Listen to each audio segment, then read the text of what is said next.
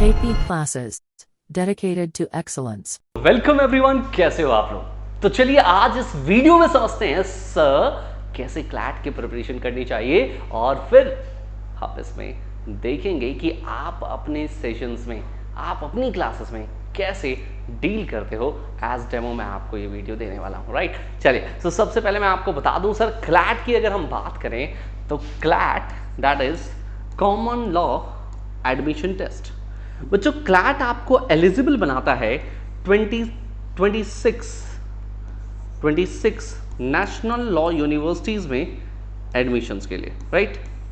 भी देखो वैसे 26 नेशनल लॉ यूनिवर्सिटीज को फर्दर आप 3 पार्ट्स में डिवाइड करते हो, टीयर 1, टीयर 2, टीयर 3, बट ठीक है 26 नेशनल लॉ यूनिवर्सिटीज के लिए आपको क्लैट एलिजिबल करता है बच्चों, राइट। इसके अलावा आपको पता है कि अगर हम यहां से एक एनएलयू की बात करें, national law university that is Delhi का, राइट, दिल्ली का, तो उसके लिए आपको अलग से आपको अलग से एलिट का एग्जाम देना पड़ता है, right. Apart from this further अगर मैं कहूं कि सर 25 नेशनल लॉ यूनिवर्सिटीज हैं, इन 25 नेशनल लॉ यूनिवर्सिटीज के लिए CLAT is sufficient and more than that not only for the 25 national law universities, इसके अलावा क्लैट का स्कोर बहुत सारे प्राइवेट यूनिवर्सिटीज में भी एक्सेप्टेड है, राइट। तो बहुत सारे प्राइवेट यूनिवर्सिटीज भी इसको एक्सेप्ट करती हैं, करेक्ट है, यस सर। सर हमें ये तो पता है कि क्लैट के अंदर सब्जेक्ट्स कौन से हैं। मेजरली हम 5 सब्जेक्ट्स जानते हैं। एक इंग्लिश है आपके पास, एक क्वांटिटेटिव है आपके पास, एक आपके पास लॉजिकल रीजनिंग है, एक जीके जीएस है, और फिर आता है बेटा आपका लीगल रीजनिंग, राइट। सो मैं आपसे डिस्कस करने वाला हूं सिर्फ लीगल रीजनिंग के बारे में, राइट। ऑलमोस्ट अगर मैं लीगल रीजनिंग की बात करूं तो हमारे पास ऑलमोस्ट 28 से लेकर के 32 क्वेश्चंस होते हैं। क्या अगर हम क्लैट में कहें तो क्लैट के अंदर टोटल आपके पास 2 आवर्स है और 2 आवर्स में 120 क्वेश्चंस है बच्चों। अगर 120 क्वेश्चंस में से आप देख पा रहे हो कि 120 क्वेश्चंस में से आपके पास almost 28 to 30 questions legal reasoning से, राइट। सो ये वाला पार्ट आपके लिए हो जाता है बहुत ज्यादा इंपॉर्टेंट, राइट। ये वाला पार्ट आपके लिए हो जाता है बहुत ज्यादा इंपॉर्टेंट, करेक्ट। सो लीगल रीजनिंग में हम पढ़ेंगे क्या अपने सेशंस में, हम लोग contract act 1872, constitution of India,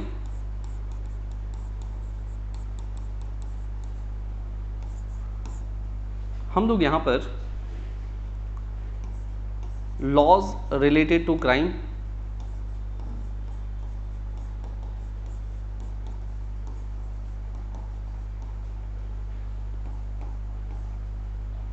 इसके अलावा फैमिली लॉ,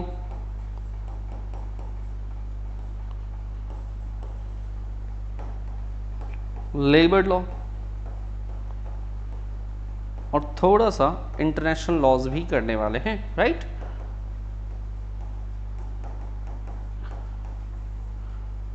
इंटरनेशनल लॉज भी हम यहां पर देखने वाले हैं, राइट। सो ये सेगमेंट रहेगा जो आप during the CLAT preparation legal reasoning में पढ़ने वाले हो, राइट। सो चलिए स्टार्ट करते हैं डेमो सेगमेंट की कि सर आपके वीडियो का सेकंड पार्ट जहां आप समझोगे कि हम अपनी क्लासेस में कैसे लीगल रीजनिंग को डील कर रहे होते हैं, राइट। चलिए स्टार्ट करते हैं with the contract act 1872, right. Contract act 1872। Students 1872 means this is the year in which the law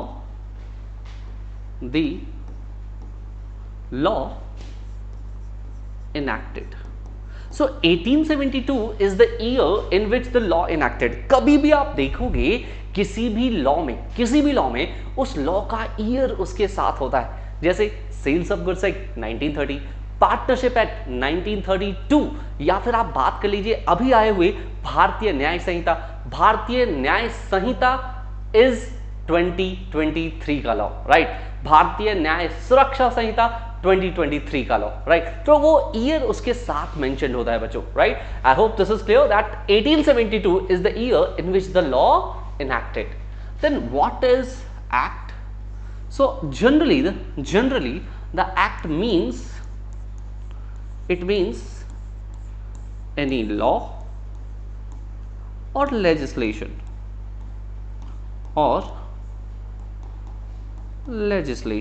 right? See students, though there is difference between law and act, but initially आप ये समझ लो कि act ही law है और law ही act है, right, yes sir. But classes में मैं आपको बताऊंगा that there is a big difference between law and act, right, yes sir. Now the question is sir what is contract. Question ये है कि सर कॉन्ट्रैक्ट क्या है। चलिए प्लीज समझते हैं कॉन्ट्रैक्ट क्या है। देखिए स्टूडेंट्स, जब हम कॉन्ट्रैक्ट की बात करते हैं तो कॉन्ट्रैक्ट जो वर्ड है वो डिफाइंड है, the void contract is defined under section 2 clause H।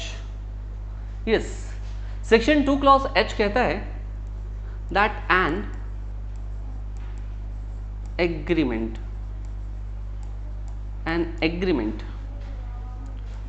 which is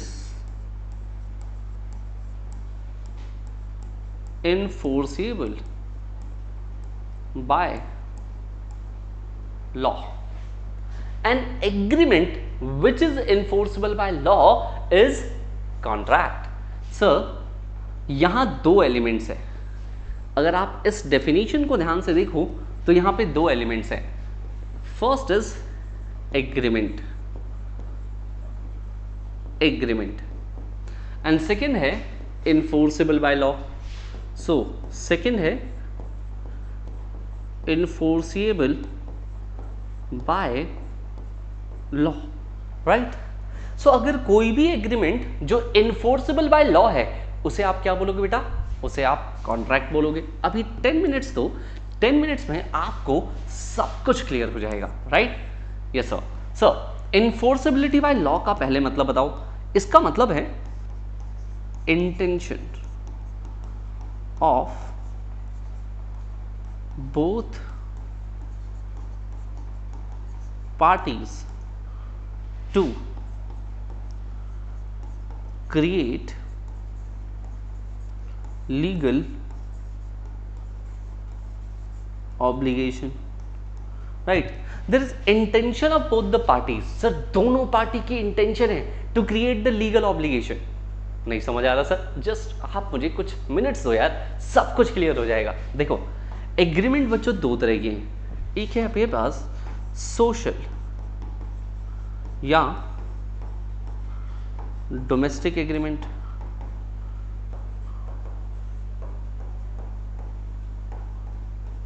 और दूसरा है आपके पास कॉमर्शियल एग्रीमेंट। सोशल या डोमेस्टिक एग्रीमेंट एंड सेकेंड क्या है बेटा आपके पास, कमर्शियल एग्रीमेंट। ध्यान से सुनना बच्चों, ध्यान से सुनना। जब मैं कह रहा हूं सोशल या डोमेस्टिक एग्रीमेंट, ध्यान से देखिएगा, सोशल या डोमेस्टिक एग्रीमेंट्स एंड दूसरा क्या है, कमर्शियल एग्रीमेंट। कमर्शियल एग्रीमेंट बच्चों, सोशल या डोमेस्टिक एग्रीमेंट में हम कहते हैं generally there is an assumption या प्रिजम्पशन। क्या है अजम्पशन या प्रिजम्पशन? ये है that there is no contract, sorry, the agreement is not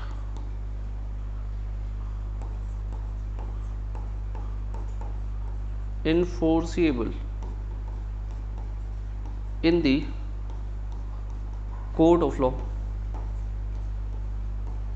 as there is no intention, there is no intention to create legal obligation. There is no intention to create legal obligation, right? So the assumption is that the agreement is not enforceable in the court of law as there is no intention to create legal obligation. See, for example, let's suppose friend 1 ने friend 2 को call किया कि भाई मेरा birthday है, आज शाम को 8 बजे आ जाना। फ्रेंड 2 ने कहा ठीक है भाई मैं आ जाऊंगा। फ्रेंड 1 ने कॉल किया था भाई, और फ्रेंड 2 ने उस कॉल का रिप्लाई दे दिया क्या, yes I will come don't worry, right. और फ्रेंड 1 ने इस खुशी में, मान लो भाई तुम्हारा कोई संबंध स्पेशल था, इस खुशी में तुमने क्या किया, इस खुशी में खूब सारा पैसा खर्च कर दिया, और फ्रेंड 2 ने एंड टाइम पे आने से मना कर दिया। उसने कहा नहीं नहीं मैं तो नहीं आ पाऊंगा। अब मुझे एक बात बताओ कि फ्रेंड 2 ने क्योंकि आने से मना कर दिया, क्या फ्रेंड 1 फ्रेंड 2 के ऊपर केस फाइल कर सकता है? मुझे कॉम्पनसेशन चाहिए भाई, मुझे लॉस हुआ है, मुझे कॉम्पनसेशन चाहिए, क्या फ्रेंड 1 केस फाइल कर सकता है? सर ये सोशल एग्रीमेंट है and the agreement is not enforceable in the court of law.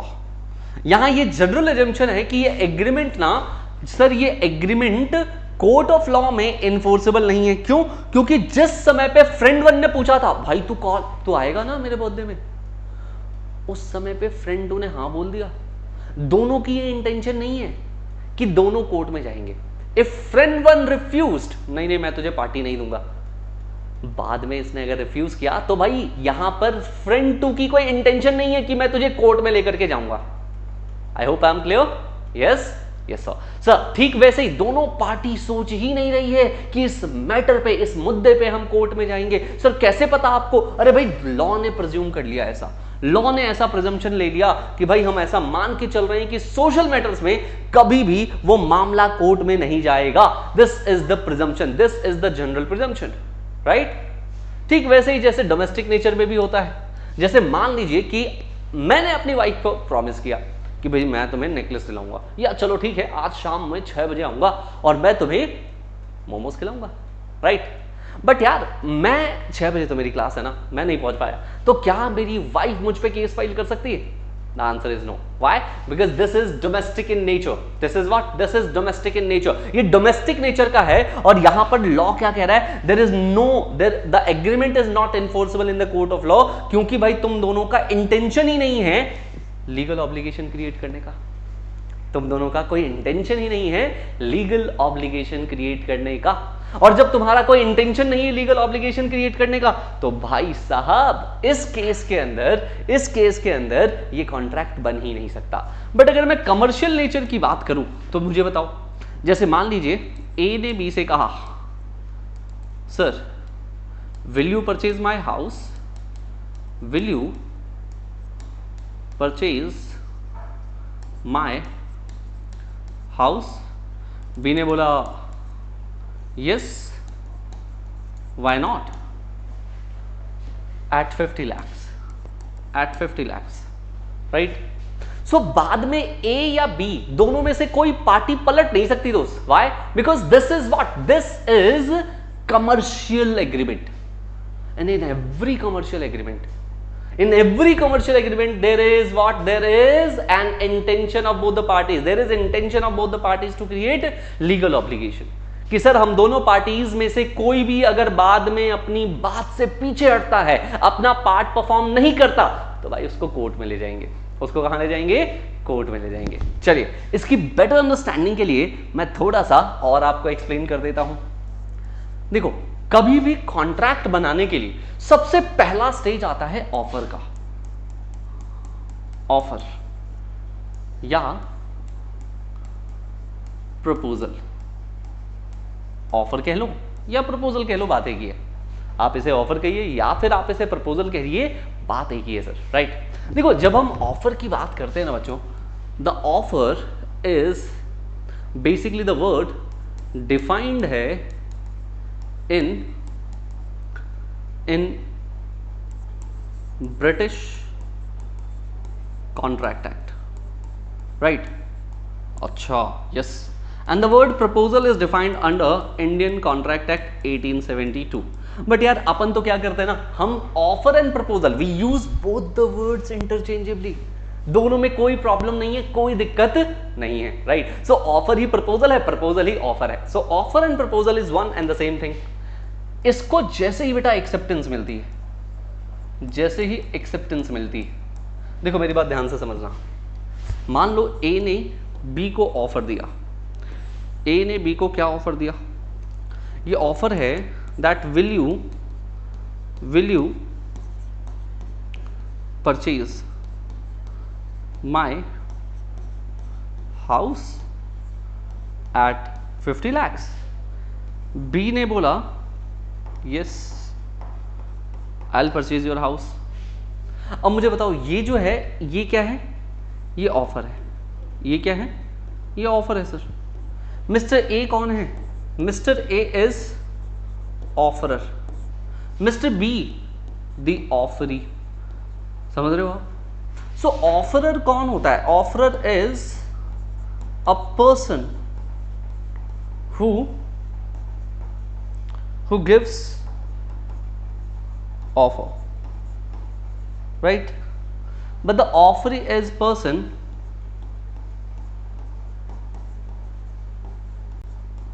to whom the offer has been made. The offer has been made, right? Yes sir. Sir A ने B को offer दिया, will you purchase my house at 50 lakh rupees. तो A को offeror बोलोगे, जिसको offer दिया mister B उसको बोलोगे ऑफरी, राइट? Yes sir. ना ऑफर तो मिल गया, मिस्टर बी के पाले में गेंद है बेटा। मिस्टर बी ने क्या किया? Mister B accepted. Mister B ने क्या किया? एक्सेप्ट कर लिया। When the offer accepted it becomes promise, it becomes promise. अब ये क्या चीज है सर? देखो मेरी बात ध्यान से समझना। प्रॉमिस जो है ना वो डिफाइंड है सेक्शन 2 क्लॉज बी में। देखो एक प्रोफेसर है, प्रोफेसर एनसोल, वो कहते हैं सर द ऑफर और proposal is a train with gun powder. बारूद से भरा हुआ एक ट्रेन है, and the acceptance is the fire. The fire, जैसे ही गन पाउडर में आग लगेगी बेटा क्या होगा? धमाका होगा, ब्लास्ट होगा, राइट? प्रॉमिस क्या हुआ? ब्लास्ट। सर ये क्या मतलब है सर?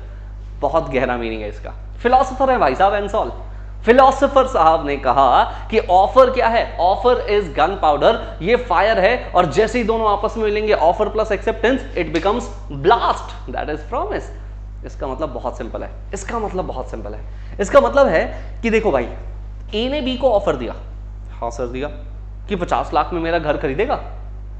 अब ना बी ने यस बोल दिया अगर, तो भाई ऑफर एक्सेप्टेंस कुछ बचा ही नहीं, अब तो प्रॉमिस बन चुका है। अगर बाद में ए चाहता है कि मैं इस ऑफर को रिवोक करूं, ही कांट। वो इसे रिवोक नहीं कर सकता बेटा, वो अब इसे रिवोक नहीं कर सकता। उसे भाई साहब ये ऑफर मानना ही पड़ेगा, अदरवाइज क्या हो गया भैया? ये ब्रीच हो जाएगा ऑफ कॉन्ट्रैक्ट, अदरवाइज इसे ब्रीच ऑफ कॉन्ट्रैक्ट कहोगे, ठीक है? सो भाई सीधी सी बात है, ए ने बी को ऑफर दिया है, वो रिवोक कब तक कर सकता है? अंटिल बी से उसको एक्सेप्टेंस ना मिल जाए। जैसे बी ने एक्सेप्टेंस दे दिया उसके बाद रिवोकेशन पॉसिबल नहीं है, क्योंकि भाई वो तो प्रॉमिस बन चुका है, ऑफर तो अब बचा ही नहीं, ब्लास्ट हो चुका है। I hope you are getting this, right? देखिए, सो मतलब ये समझ में आ रहा होगा आपको कि सर ऑफर प्लस एक्सेप्टेंस ये क्या बनता है? ये बनता है प्रॉमिस, ठीक है sir? Promise plus consideration, consideration. Sir ये क्या चीज है? अब देखो, जैसे प्रॉमिस में ढूंढना है तुम्हें कंसिडरेशन। What is consideration? देखो कंसिडरेशन का लीगल मैक्सिम है quid pro Q. But sir ये लीगल मैक्सिम क्या होता है? देखो दोस्तों, आपको पूरे क्लैट कैरिकुलम में बहुत सारे लीगल मैक्सिम पढ़ने हैं, बहुत सारे। ऑलमोस्ट 50-60 के अराउंड लीगल मैक्सिम पढ़ने हैं, जो हम अपनी क्लास में ही डील कर लेंगे। कुछ कॉन्ट्रैक्ट एक्ट में है, बहुत सारे लॉ ऑफ टॉर्ट्स में, राइट, और भी जगहों पे आपको कुछ ये लीगल मैक्सिम मिलेंगे। उनमें से शायद ये आपकी लाइफ का पहला लीगल मैक्सिम है, क्विड प्रो क्यो।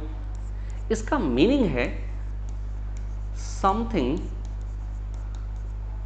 In return by both the parties, something in return by both the parties, right? देखो एक बात बताओ, जब मैंने आपसे कहा will you purchase my house at 50 lakh rupees, तो मैं अपना घर आपको बेच रहा हूं और आपसे 50 लाख रुपीज ले रहा हूं। सपोज कि मैं आपको घर तो दे रहा हूं लेकिन आपसे 50 लाख नहीं ले रहा, this will be a pure gift, right? तो भाई वो तो गिफ्ट हो जाएगा ना। तो सिंपली अगर मैं आपसे ये बात कहना चाहूं कि आपको मैंने अपना घर दिया और आपसे 50 लाख रुपीज लिए, इसी को आप क्या बोलते हो? क्विड प्रो क्यो, something in return. This is QUO, Q, right?